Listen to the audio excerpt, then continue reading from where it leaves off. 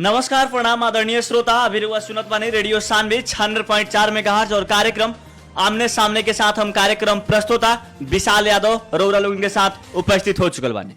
समसामयिक विषय पे निरंतर चर्चा रेडियो सानवी के साथ सुन रहल बानी। जितना भी स्थानीय जनप्रतिनिधि जी लोग चुनाव जीते से पहले जनता के साथ है जवन एजेंडा रह के चुनाव जीतल बानी, वो एजेंडा अभी याद बा कि ना, जनता के साथे विभिन्न कई वादा भी याद बा कि ना, हई काम करें विभिन्न काम करें कह के जितना भी स्थानीय जनप्रतिनिधि लोग निर्वाचित भइल बानी, परसा जिला के लिस्ट उठा के देखल है। आम जनता हर पालिका में परिवर्तन के लिए बाटे, एगो पालिका वाहेक सब पालिका में परिवर्तन के लिए बाटे। जनता परिवर्तन कैले बा, जनता परिवर्तन खोजत बाटे। अब यहाँ के स्थानीय जनप्रतिनिधि जी लोग के जनता के प्रति का एजेंडा रहल बाटे। विशेष टारगेट आम जनता के सामने स्थानीय जनप्रतिनिधि जी लोग के बात का आवत बाटे। रेडियो सानवी के साथ कार्यक्रम आमने सामने के साथ रुआ सुन रहल बानी और आज हमनी के साथ में बानी जीरा भवानी गांव पालिका के कार्यपालिका सदस्य में निर्वाचित सरोज चौरसिया जी। वहां के कार्यक्रम आमने सामने में स्वागत करे के स्वागत बाटे सर कार्यक्रम आमने सामने में अपने के। जी धन्यवाद सर, और धन्यवाद रेडियो सानवी संपूर्ण परिवार के। जी का हो रहल बाटे? बस अब जनता के काम में लागल बनी सन। गांव पालिका के एगो नया आयाम, नया एगो विकास के गति देवल लागल बनी सन। ये बात जी अपने के जीरा भवानी गांव पालिका का बात की ले। जीरा भवानी गांव पालिका में रउरा लोगन के बहुमत के सरकार बाटे। जनता अब की बार रउरा लोगन के बहुमत के सरकार दिले बाटे। जनता के खातिर कैसन कैसन एजेंडा रखले बानी लगन? खास में अब कहल जाए तो अब जीरा भवानी गांव पालिका ना कि जितना भी गांव पालिका बाटे, अब सारा गांव पालिका में तो जनता केंद्रित कार्यक्रम सभी लियावल गईल बाटे। जनता के सेवे करेला कार्यालय के स्थापना कईल गईल बा हनु जी। तो वही संदर्भ में जीरा भवानी गांव पालिका के बात कईल जाए। जीरा भवानी गांव पालिका अपन एगो मतलब बहुत ही विशेष किस्म के मिशन लेके आगाड़ी बढ़ रहा बा। नयका जनप्रतिनिधि लोग अइला के बाद जौन किस्म के एगो युवा लोग के हमनी के गांव पालिका में सहभागिता बा। जौन किस्म के अपने आप में एगो युवा अध्यक्ष जी आइल बनी, युवा उपाध्यक्ष जी आइल बनी, संपूर्ण युवा के टीम जौन बाटे। तो अभी परी जनता के एकदम प्रत्याभूति होके वाला विकास परिवर्तन के बाद सब परिवर्तन वाला काम सब हमनी के करे के बाटे। युवा स्थानीय जनप्रतिनिधि में जीरा भवानी गांव पालिका में युवा के टीम मेयर भी आइल बानी, युवा के टीम उप मेयर भी आइल बानी, युवा के टीम में रउआ भी बानी। कैसन तो युवा लोग के कैसन ध्यान देम लगन? युवा लोग के देखल है जीरा भवानी गांव पालिका में बहुत युवा लोग बेरोजगार बानी। बेरोजगारी भइला के चलते वहाँ लोग गलत कदम उठा रहल बानी, गलत कदम पर जा रहल बानी, गलत रास्ता अपना रहल बानी। रुआ देखिए बहुत युवा लोग ताश जुआ भी खेलत बानी, बहुत युवा लोग अनेक नशा भी यूज कर रहल बानी। लेकिन इस सब के मुक्ति कैसे मिली जब युवा लोग जीरा भवानी गांव पालिका के मेरे साहब जब युवा बानी, रुआ भी एगो युवा बानी, अथा लोग युवा ही निर्वाचित बाटे, तो युवा के प्रति कैसन ध्यान बाटे रुआ लोग इनके? देखिए हमनी के युवा लोग खातिर तो विशेष फोकस करके कुछ पैकेज सब लेके आइल बनी सन। जैसे कि रुआ बात कहीं लागू दुर्व्यसनी लोग बढ़ रहा बाटे। हमनी के गांव पालिका खास में कहम तो अभी भी तंका लागू दुर्व्यसनी से बचल गांव पालिका है। फिर भी कुछ केसेस नजर आ रहा बा जेकरा के नियंत्रण करे खातिर, जेकरा के कहीं ना एकदमे ज्यादा निगरानी करे खातिर हमनी के सुरक्षा निकाय से भी छलफल हो रहा बा। हमनी के पहल के बोर्ड बैठक में हमनी के छलफल कैनी सन कि सुरक्षा निकाय के संगे मिल के हमनी के जन चेतनामूलक सचेतनामूलक कार्यक्रम सब चलावे के बाटे।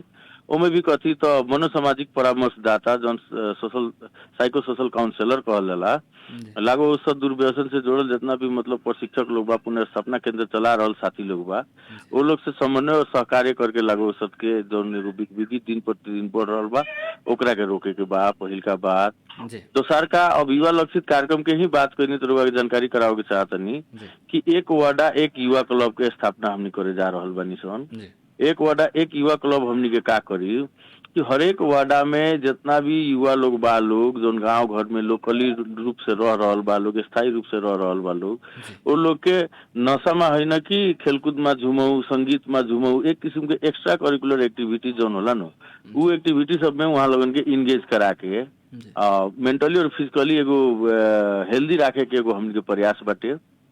और वही हिसाब से हमनी के आवे वाला नीति तथा बजट कार्यक्रम में हमनी के बजट भी छुटियावे जा रहल बनी सन। तीसर का युवा लक्षित कार्यक्रम के बात करें हम तो बेरोजगारी समस्या दिन प्रतिदिन बढ़ जा रहल बा गांव पालिका में चाहे स्थानीय तह में। हमनी का सलाह कइनी सन प्रधानमंत्री स्वरोजगार कोष कार्यक्रम जोन बाटे वो प्रधानमंत्री स्वरोजगार कोष कार्यक्रम अंतर्गत हरेक वार्डा में कहीं ना कहीं प्रधानमंत्री स्वरोजगार कोष कार्यक्रम अंतर्गत काम होइए रहल बा। तो दैनिक जाला मजदूरी में काम कर रहा जो भी व्यक्ति बा अब वार्डा में हमनी के युवा लोग के लक्षित करके एगो युवा के 100 दिन रोजगार देवे के कार्यक्रम अंतर्गत 100 दिन उ युवा रोजगार कइला के बाद उ युवा के टोली के बदल के फिर दोसर का युवा के रोजगार देवे के स्थायी रूप से हमनी के वो लोग के रोजगार या स्वरोजगार ना दे सकता सन लेकिन अस्थायी रूप से तो वो लोग कहीं ना कहीं जीविकोपार्जन में सहयोग कर सकता सन। तीसर का बात का बाटे अपने के अब युवा लोग से जोड़ल चीज बाटे। अब युवा लोग खातिर का बाटे कि अपने के गांव पालिका में जैसे विभिन्न किस्म के गतिविधि बाड़ा सन। अब कहीं ना अपने के सोशली या अपने के मतलब फिजिकली जोन गतिविधि बा कौन युवा में कौन दक्षता बाटे अब युवा लोग के पहचान करे जा रहल बन सन। हमनी से शिक्षण पेशा में कितना युवा के इंगेज कइल जा सकता, शारीरिक सुगठन पेशा में कितना युवा लोग के इंगेज कइल जा सकता, वैसे ही अपने खेलकूद के प्रशिक्षक हो सकेला, डांस टीचर हो सकेला, के नहीं युवा लोग के ई समस्या के समाधान कइले हमनी विशेष ध्यान दे रहल बानी। जहाँ तक सर देखल है बहुत ऐसा पालिका के ऐसा शिकायत आ रहल बाटे। अब रउआ के भी बतावत बनी जहाँ तक रउआ कहनी है जे 100 दिन के रोजगार देवल एगो युवा के ओकरा बाद में फिर परिवर्तन करके दूसरा युवा के रोजगार देवल ई रोजगार के गति में खाली अब बहुत जगह पक्ष और विपक्ष की लड़ाई चालू हो गई बाटे। अभिनय से चुनाव जीतला के बाद में पक्ष और विपक्ष की लड़ाई बाटे। अब जहाँ तक देखिए रउआ जब कहते नहीं एगो युवा का 100 दिन हमने रोजगारी दे हमसन तो उस 100 दिन के रोजगारी में अगर एगो युवा पड़ता नहीं तो खाली रौरे टीम के युवा लोग पर हम रौरा पार्टी के युवा लोग पर हम कि सब युवा लोग ना ना विशुद्ध रूप से अपने के हम बतावे के चाहते नहीं एगो प्रक्रिया होई एगो प्रक्रिया होई। हमनी के तो कम से कम मतलब बुझी ना कि 5 साल में कम से कम इंगेजिंग 5000 यूथ के एगो मतलब नारा लेके चलता निशन का कोनो हिसाब से कोनो किस्म से कम साल में 500 से लेके 1000 युवा के 5 दिन के काम दी, 10 दिन के काम दी, 1 महीना के काम दी। लेकिन गांव पालिका के स्रोत साधन से ज्यादा युवा लोग के कैसे इंगेज करावल जाए हमनी के उ एगो एथी में बानी सन लक्ष्य में बानी सन। दूसर का कथी हमनी के जीरा बानी गांव पालिका में रुआ के जानकारी करा दी। मोर देन 200 यूथ 200 से बेसी युवा लोग अपने के काठमांडू केंद्रित या नेपाल के अन्य जगह में जाके वो लोग बहुत ही बढ़िया एगो फाइन एगो स्किल मैन पावर के रूप में काम कर रहा बा लोग। जैसे अपने की स्टील वेल्डिंग के काम भइल, आयरन वर्क सब भइल, अपने के एल्युमिनियम वर्क सब भइल। तो उ युवा लोग के भी गांव में बुला के वडा में वही लोग के प्रशिक्षक के रूप में अगाड़ी सार के नया युवा के उ सिप सिखावे के उ इलिम सिखावे के और अपना साथ कहूँ ले जाके इंगेज करावे के भी एगो रणनीति बना रहल बानी सन। फिलहाल अभी हमनी के सोच ह हमनी कितना सक्सेस होकेम सन ना होकेम सन नहीं किसन जानत, लेकिन प्रतिबद्ध बानी सन, कमिटेड बानी सन। हमनी के यूथ लोग के इंगेज पक्का कराएम सन और खराब लत कुलत जुआ ताश के जो आदत बा उस युवा लोग के तंका हमनी के दूर ले जाए के कोशिश करेम सन। युवा लोग के प्रति जो उनके एजेंडा बाटे कितना लागत बजे सक्सेस होके सकी कह के अब में बजट तो हम निश्चित रूप से ना कहे हम काहे कि देखिए इंगेजिंग यूथ के मतलब है कि सबके गांव पालिका से रोजगार ना दे दिया ही।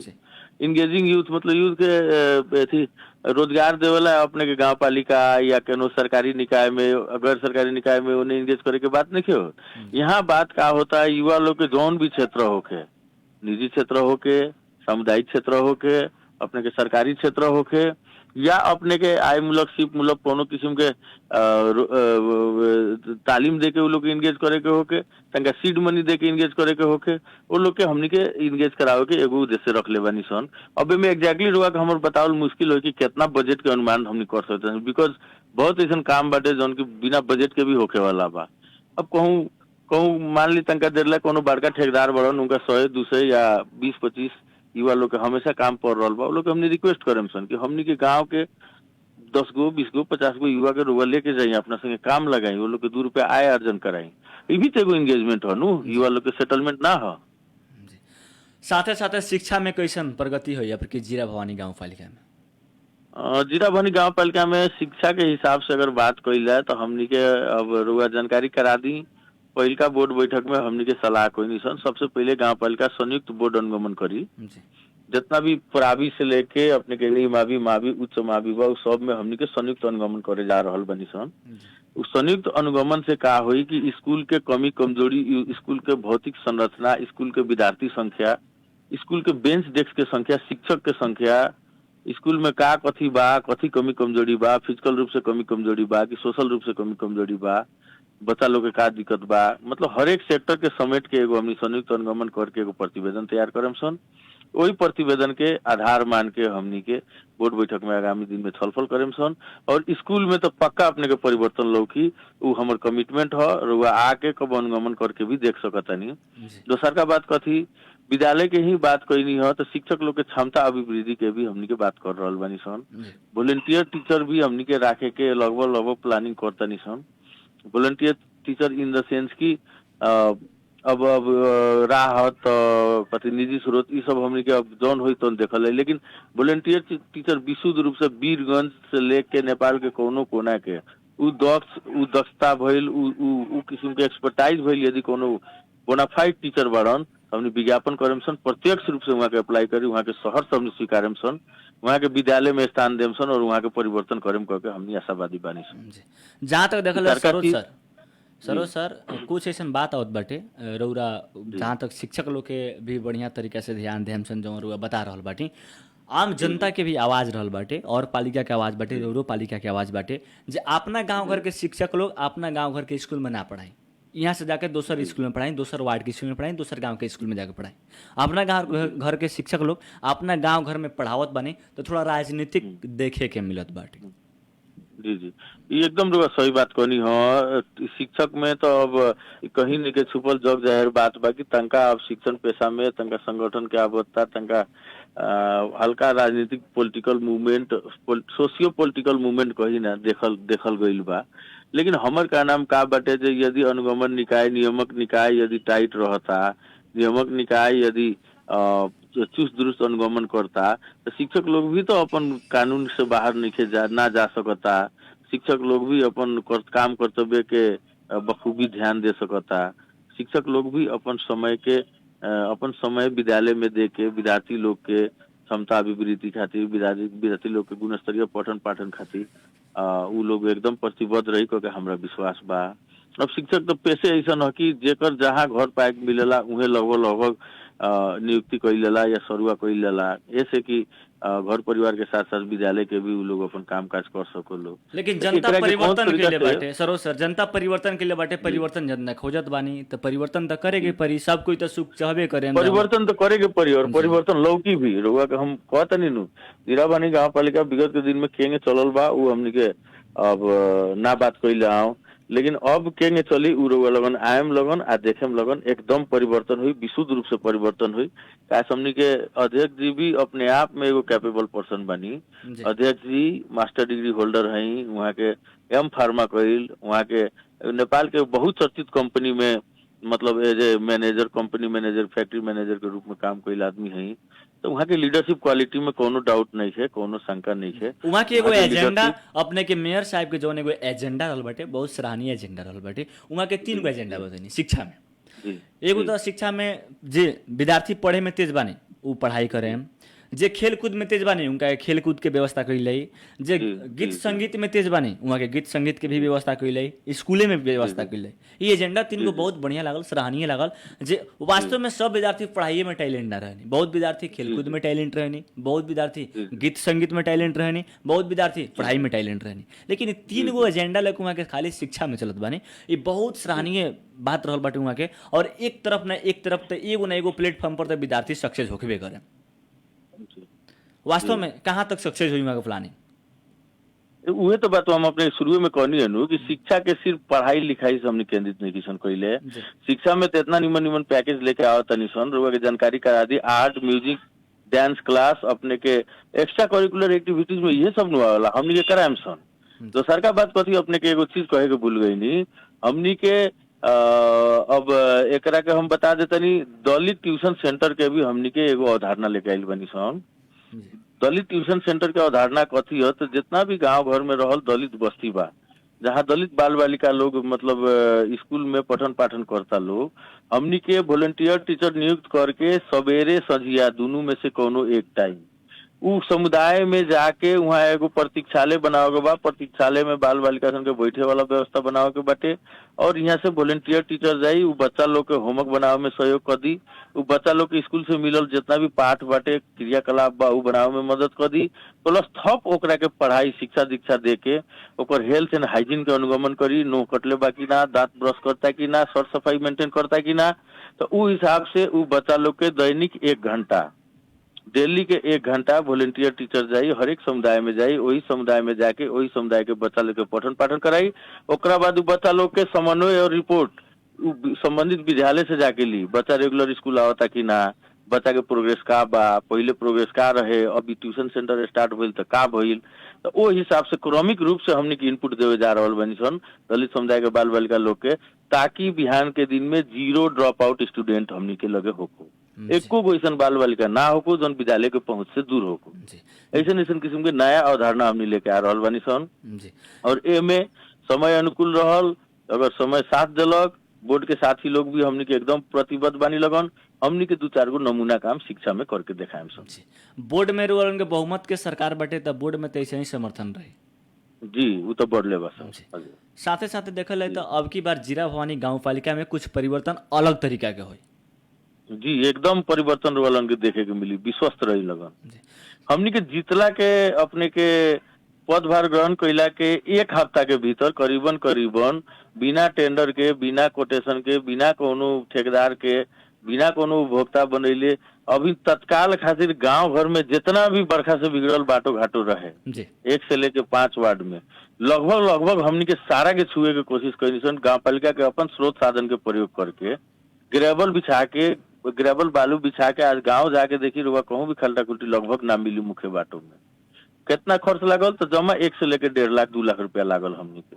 7 किलोमीटर 8 किलोमीटर का हमनी काम कैले बस का है तो तत्कालीन काम हो, बरखा लागे जा रहा बा, खोला बंद होके जा रहा बा, खोला बंद हो गई तो खोला बंद हो गई, गिट्टी बालू ग्रेवल के हमनी की समस्या बता तत्काल जनता के राहत खातिर, गाड़ी घोड़ा आवत जावत खातिर एगो सजीलो तरीका से बाटो मोड़ दौड़ करे खातिर कोई जाओ कथी तो हमनी के बोर्ड निर्णय कैलक अपन जनशक्ति, अपन एक्सकावेटर, अपन बुलडोजर, अपन गाड़ी ट्रैक्टर सेक्टर अरेंज करके आउ काम हमनी के कोई निशान कहीं ना कहीं हमने 20-25 लाख रुपया के बचत कैले बनी सन काम करके। तो कहा बाकी सेविंग प्लस विजनरी तरीका से अपन योजना के अगर कार्यान्वयन में लियावल जाए सब चीज संभव बा, हमनियों के प्रतिबद्ध बानी सन। अब देखल जाओ बिहान के दिन में हमनी कितना सक्सेस होता निसन ना होके सकता निसन, जनता के विश्वास में हमनी कितना खरा उतरे सकता निसन ना उतरे सकता निसन। ऐसे विभिन्न चैलेंजेस सब बा, जैसे कोविड के समय लगे 2 बेर कोविड आयल, स्थानीय तत्व डिस्टर्ब भइल लास्ट टाइम, वैसे भगवान ना करे वैसे किस्म के कोनो किस्म के महामारी आवता कुछ आवता तो काम तो जरूर प्रभावित हुई, हमनी के बनावल योजना तो जरूर केनो न केनो अपने के प्रभावित हुई। तो वो सब चीज अगर ना होके तो जीरा भवानी गाँव पालिका में अब फिर परिवर्तन के एकदम बढ़िया संकेत रहुआ लगन देखेम लगन आ परिवर्तन भी अपने लगन देखेम लगन। स्वास्थ्य में कैसन एजेंडा रखले बानी लगन रहुआ लोग, जहाँ तक देखल स्वास्थ्य में अपने लोगन के गाँव घर में चाहे हमनी के देहात एरिया के बात कैले, अगर एगो गोड़ कट जाए बढ़िया तरीका से तो टाका मारे के खातिर हमनी के विदेश जावे के पड़ी, वो अपने गांव में अपना पालिका में सॉल्वे ना हो सकी। स्वास्थ्य में कैसे रउआ के जानकारी करा दी, जीरा भवानी गाँव पालिका वार्ड नंबर 2 के इलाका स्वास्थ्य कार्यालय जोन बाटे आज से ना विगत 50 बरस से स्वास्थ्य सेवा में परसा जिला में एगो भरपरतो स्वास्थ्य सेवा देत आ रहल एगो एथी स्वास्थ्य चौकी। दोसर का बात रउआ का जानकारी करा दी, नेपाल सरकार अभी हाल फिलहाल में 15 सैया के अस्पताल हमनी के गाँव पालिका में बन रहल बा, जीरा भवानी गाँव पालिका वार्ड नंबर 2 में। स्वास्थ्य के अगर बात कैले तो स्वास्थ्य में हमनी के कुछ पैकेज लेके आयल बनी सन, और पैकेज पर हमनी के काम भी करेम सन, नीति तथा बजट कार्यक्रम में भी हमनी को ओकरा के लागू करेम सन। जैसे गर्भवती महिला लोग के निःशुल्क एम्बुलेंस सेवा बाटे, 1 वार्डा 1 एम्बुलेंस सेवा हमनी रखले बनी सन। गर्भवती महिला लोग के पहले 3000 रुपया प्रोत्साहन भाता मिले तो अभी 5000 रुपया हमनी के कैले बनी सन, बोर्ड से निर्णय हो चुकल बाटे। वही तरिया अपने के स्वास्थ्य में हमनी के का टारगेट रखले बनी सन, जैसे मल्टी सेक्टरल न्यूट्रिशन प्रोग्राम कह के आवेला, बहुत क्षेत्रीय पोषण योजना कह के यूरोपियन यूनियन और यूनिसेफ के सहयोग में मल्टी सेक्टरल न्यूट्रिशन प्रोग्राम के भरपूर तरीका से लागू करे के अपनी पारी हमनी के छलफल कैले बानी सन।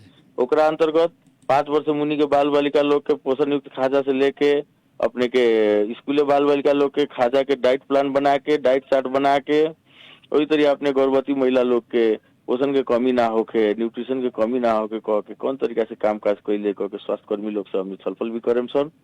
दोसर का बात अपने के अब हमनी के माने सलाह हो, अभी तक ले तो निर्णय नहीं भइल। आँखा जांच शिविर की कंटिन्यूटी में रखे वाला बानी सन, वही तरिया अपने के गांव पालिका में MBBS डॉक्टर के व्यवस्थापन करे के हमनी के बात बा। सहूलियत दर के फार्मेसी पसल शुरू करे के, फार्मेसी मतलब दवाई के दुकान एगो स्थापना करे के हमनी की योजना बा।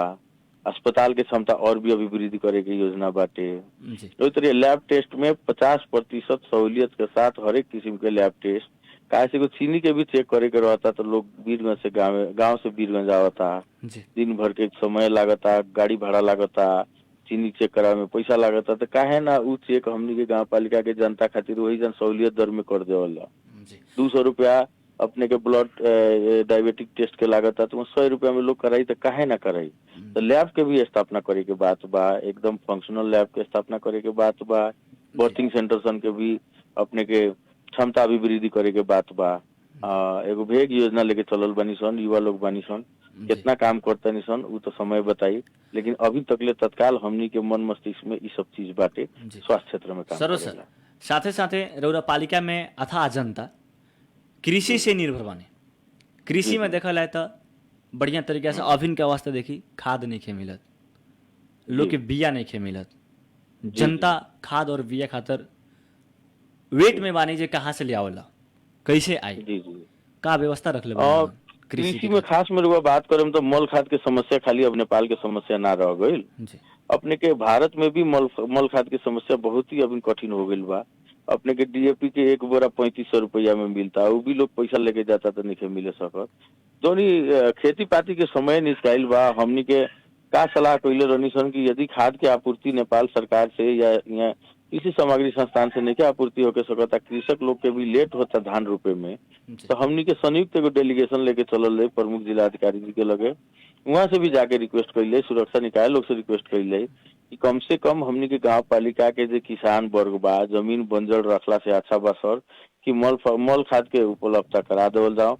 यदि नहीं के होके सकत तो जेन्युइन किसान के पहचान करके उन लोग के सहूलियत तरीका से, सजीलो तरीका से छिमेकी बाजार सब में से कैसे मल खाद लिया के खेती पाती हो सकता, ऊपर भी तनका सहयोग कर देवल जाओ कह के हमनी के प्लान बनैनी सन। लेकिन जानकारी करते जाते का मालूम चलल कि भारतीय बाजार में भी मल खाद के एकदम कृत्रिम अभाव बाटे अभी के डेट में। तो ई का बा कि एगो ग्लोबल समस्या हो गई बा, हमनी के ग्लोबल ना कहल, हमनी के नेशनल समस्या हो गई बाटे। खाद के तो हमेशा ग्लोबल टेंडर होला, ग्लोबल टेंडर में 45 दिन 50 दिन अपने के प्रक्रिया पूरा में लाग जाला, जिला तक आवत धान फरे के समय आ जाला। तो ओसे एक दीर्घकालीन कोनो समाधान हमनी नहीं की देखत, लेकिन ए पर हमनी के फिर एक बार चर्चा करम सन। दोसर का बात रहल बीऊ के समस्या कहूँ नहीं के पालिका भर के जनता के सहूलियत दर से कुछ लोग के बीऊ मिलल बा, तो कुछ लोग बाजार से अपन बीऊ लिया के अपन बीऊ गिरा के और धान रोपे के अवस्था में बा लोग। अब कृषि में खास से बात कैला तो कृषि में हमनी के पहिलका बोर्ड बैठक से एगो निर्णय का कैनी सन, हर एक वार्डा में 100 एगो किसान के 500 किसान के निःशुल्क कृषि मीटर हमनी जड़ान करा रहल बनी सन, और वो निःशुल्क कृषि मीटर के साथ साथ साल में 200 यूनिट बिजली भी हमनी फ्री करे जा रहल बनी सन। तो ये एगो कहीं ना कहीं बढ़िया बात हो। डीजल के पेट्रोल के भाव के अगर बढ़त भाव के देखल जाए, आकाश चुंबी जौन एगो भाव बढ़ रहल बा, ओकर एगो विकल्प तैयार कैले बने सन। ई बात से कृषक लोग पक्का ही अपने एकदम हर्षित महसूस करी। कृषि मीटर जड़ान प्लस 200 यूनिट वार्षिक फ्री बिजली, ये हमनी के एगो प्रयास बा। दोसरका लेवल में अब हमनी के का प्रयास बाटे कि यदि समय साथ दिलक तो जितना भी सरे बा, खेती योग्य सरे बा, सारा में बिजली के तार पोल लगा के बिजली के तार तनवावे के बाटे, और 5 साल के भीतर कोनो ऐसा कृषक बाकी ना रहो जिनका खेत में कृषि मीटर ना होके, जिनका खेत में बोरिंग अथवा अन्य पानी पटाव के सुविधा ना होके। हमनी के इतना तक लेके प्रयास। सर समय हमनी के लगा बहुत कम रहला और बहुत कम समय में रउरा लोगन से बात करे के मौका मिलेला। कार्यक्रम का अंत में रउरा लोगन एगो प्रश्न लास्ट वो बताई जे वहाँ के दलित समुदाय लोग के खातिर का व्यवस्था कइल बाटे अपने के गांव पालिका के माध्यम से? हम लोग के बताइए देनी दलित समुदाय खातिर बहुत विशेष पैकेज सब लेके आइल बनी सन। दलित समुदाय लोग खातिर अब पहिलका चरण में रउआ के बताइए देनी एगो शिक्षा अभियान के अंतर्गत हम बता देनी दलित बाल बालिका ला का पैकेज बा। तो सरकार कथी एगो कार्यक्रम रखले बानी सन दलित को आंगन में पालिका प्रमुख कह के जी उ दलित को आंगन में पालिका प्रमुख अंतर्गत हमनी के कथी करे के बा हर एक 2 महीना 3 महीना में एक बेर संयुक्त अनुगमन हमनी के दलित बस्ती के करेम सन। संयुक्त अनुगमन कैला के बाद वहाँ के स्थानीय लोकली एकदम मतलब देखल समस्या सब का बा। जैसे पहिलका चरण में हमनी के छलफल में बोर्ड में छलफल कैले बनी सन एकरा के पास नहीं सन कैले शायद अगिलका बोर्ड बैठक में इस चीज के और क्लियर कैले। पहिलका चरण में दलित समुदाय के जितना भी घर बाटे उ लोग के खर पात के यदि छाना बा फूस के छाना बा उ छाना के कैसे रिप्लेस करके हमनी जस्ता पता के छाना बना सकल जाता ताकि बिहान के दिन में आग लगी जैसन प्राकृतिक घटना सब घटल तो एक बेर समुदाय भर पूरा आग लागे के जोखिम पूरा बस्ती ओरा जाए के जोखिम सब लोग के कम कैल जा सकता। तो सरकार में कथी दलित समुदाय लोग के सबसे जरूरी बाटे अभी उ लोग के इकोनॉमिकली इंगेज करावल उ लोग के आय आर्जन में ध्यान देवल उ लोग के आर्थिक अवस्था में ध्यान देवल। तो एकरा खातिर का बाटे कि हमने कृषि के माध्यम से पशुपालन के माध्यम से कोनो ऐसा पैकेज हमने के लेके आयम सन जेके चलते दलित समुदाय में प्रत्यक्ष रूप से लाभ लोग के प्रत्यक्ष रूप से वो लोग के आर्थिक अवस्था में सुधार लोग के सर। जी कार्यक्रम का अंत में संपूर्ण अपन गाँव पालिका वासी के रोका कहे के चाहे हम संपूर्ण गाँव पालिका वासी की यह बात कहे के चाहें कि अब चुनाव और आ गई चुनाव के साथ साथ जितना भी जनप्रतिनिधि जीतल बनी लगन जनता के नेता हो गए नहीं लगन जनता के जनप्रतिनिधि हो गए नहीं लगन। अब हमनी के कोनो चुनाव चिन्ह या पार्टी केंद्रित कोनो गतिविधि ना कैल जनप्रतिनिधि लोग विकास के लहर लियाओ के चाहतन काम करे के चाहतन तो वहाँ के सहयोग कैल जाओ। हर एक वार्ड हर एक टोल में हमनी के विकास के लहर देखे के मिलो। सामाजिक सहिष्णुता हमनी के बना के रखल जाओ। जे भी व्यक्ति जाता गांव के और सार्वजनिक कल्याण के हित में कोनो काम करे के चाहता सारा दल सारा पार्टी सारा जनता मिलके एकमुष्ट होके सहयोग कैल जाओ और विकास के लहर लिया जाओ। गाँव पालिका के एगो नमूना गाँव पालिका बनावल जाओ। जी बहुत बहुत धन्यवाद सर कार्यक्रम आमने सामने में रुआ समय देने के रखा छुटक चाहे नमस्कार। जी ओकरा ला अपने के भी बहुत बहुत धन्यवाद रेडियो सानवी के धन्यवाद और जितना भी श्रोतागण सुन रहल बानी लगन वहाँ लगन सबके हम व्यक्तिगत तरफ से और गाँव पालिका के तरफ से धन्यवाद देवे के चाहतनी। धन्यवाद नमस्कार। आदरणीय श्रोता हमने के साथ में रनिया जीरा भवानी गाँव पालिका के कार्यपालिका सदस्य सरोज चौरसिया जी विभिन्न कृषि शिक्षा स्वास्थ्य युवा में बेसी करके टारगेट वहाँ लोग कैले बने। युवा में भी उतने टारगेट शिक्षा में भी उतने टारगेट कृषि में भी उतने स्वास्थ्य में भी उतने। जीरा भवानी गाँव पालिका में जनता परिवर्तन के लिए बनी जनता परिवर्तन बढ़िया तरीके से खोजत बानी और वहाँ के मेयर साहब है जनता के खातिर सराहनीय सोच रखले बानी। वास्तव में जितना बात अभिन के अवस्था में स्थानीय जनप्रतिनिधि जी लोग निर्वाचित भइल बानी जितना बात जनता के साथे बोलतानी रेडियो सानवी के माध्यम से जितना भी बात जनता के मास में पुगावत बानी जनता यहाँ लोग के बात सुन रहा बानी। कितना तक यहाँ लोग के विभिन्न बात बतावल जनता के बीच में जितना भी बात बता रहा बानी लोग कब तक सक्सेस हो जनता वेट में बानी कब तक जनता के सुख में जनता वेट में बानी जनता के साथे खाली यहाँ लोग कहबे करें आखिर करबो करम कह के जनता वेट में बानी और जनता परिवर्तन के लिए बानी जनता परिवर्तन खोजत बानी। आदरणीय श्रोता समय बहुत कम रहला और बहुत कम समय रहला रूरल उनके साथ में प्रस्तुति भी बहुत कम समय में ही जनावे के रहला। कार्यक्रम आमने सामने रउरा लोग सुन के साथ देने के खातिर बहुत बहुत धन्यवाद देते। हम कार्यक्रम प्रस्तुता विशाल यादव रउरा लोग से छूटे के चाहें सुनत रहे रेडियो सानवी 96.4 मेगाहर्ट्ज। नमस्कार प्रणाम।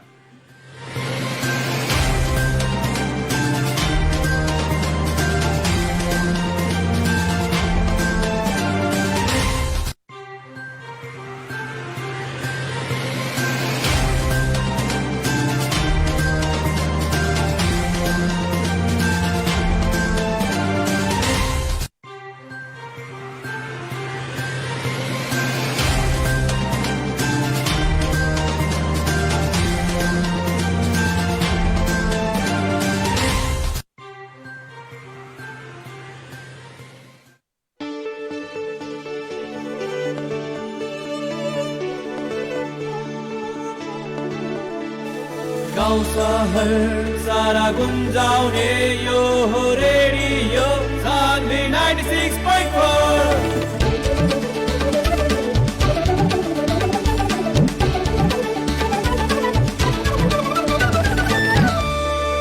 रेडियो सान्वी 96.4।